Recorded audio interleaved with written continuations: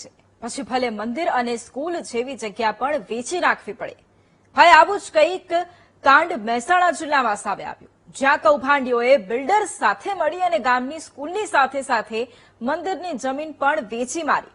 ત્યારે કેવી રીતે આખો આ ભાંડો ફૂટ્યો, આવું જાણીએ।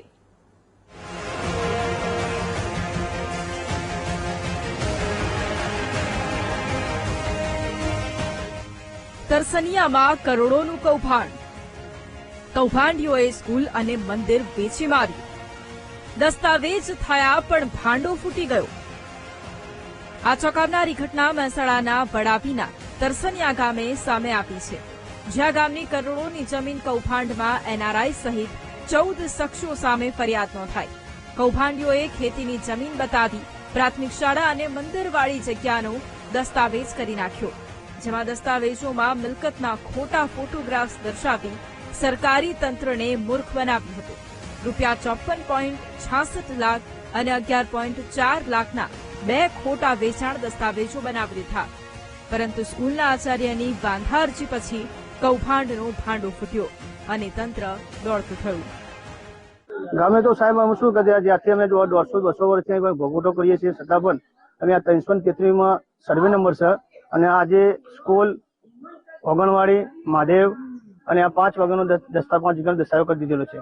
શું માગણી છે અમારી? માગણી છે જલ્દી અમને ન્યાય મળે એ પ્રયત્ન કરીએ। આનો દસ્તાવેજ કઈ રીતે થયો એ ખરેખર આ ભૂમાફિયાઓ અને સરકારી તંત્ર મિલીભગતથી કરી હોય, અધિકારીઓએ મિલીભગતથી કરી હોય એવું આજના હિસાબે મને લાગી રહ્યું છે।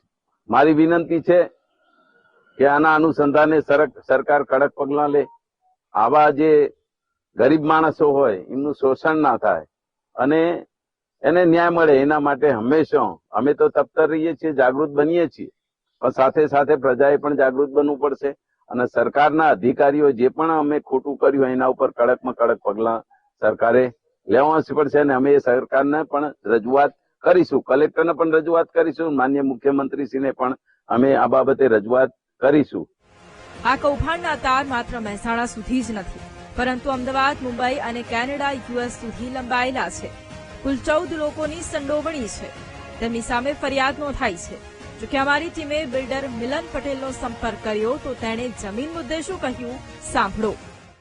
અમે કોઈ ગામની જમીન કે ગામમાં એટલો સર્વે નંબર ખરીદ્યો જ નથી, એની બાજુનો 333 નંબર ખરીદ્યો છે કે જેમાં ખાલી એક સ્કૂલ છે અને એક મંદિર આવેલું છે અને એ મંદિરને સ્કૂલને અમે અડવાના પણ નથી, એને જેમ તેમ યથાવત જ રાખીશું અને ભવિષ્યમાં એમાં જરૂર પડશે તો પૈસા બી ખર્ચવા તૈયાર છીએ। જે કેમ કરી રહ્યા છે એ કારણ નથી, પણ અમે જે દસ્તાવેજ કરાયો છે ઓરિજિનલ જે મૂળ માલિક ખેડૂત છે એમની પાસેથી કરાયો છે, અમે કોઈ બોગસ દસ્તાવેજ કરાયો નથી, કરતા પણ નથી। એટલે જે કર્યું છે બધું કાગળ ઉપર ચોખ્ખું છે અને ઓન પેપર જે હતું એ પ્રમાણે જ કરેલું છે સરકારી નિયમો અનુસાર। મહત્વનું છે કે સર્વે નંબર 333ની જમીન વર્ષ 1976માં શ્રી સરકાર થઈ હતી, પરંતુ તંત્રની ભૂલને કારણે કૃષિ પંચના હુકમની એન્ટ્રી ન થઈ, જેથી જમીન મૂળ માલિકના નામે બોલતી હતી, જેનો ફાયદો કૌભાંડીઓએ ઉઠાવ્યો અને બિલ્ડરે કરોડોની જમીન પાણીના ભાવે ખરીદી લીધી। ઊંઘમાંથી જાગેલા તંત્રએ હવે દસ્તાવેજ રદ કરી કાર્યવાહી હાથ ધરી છે, પરંતુ કૌભાંડીઓ સામે કડક કાર્યવાહી થશે કે નહીં તે સવાલ છે। સુધીર નાઈ, વીટીવી ન્યૂઝ, મહેસાણા।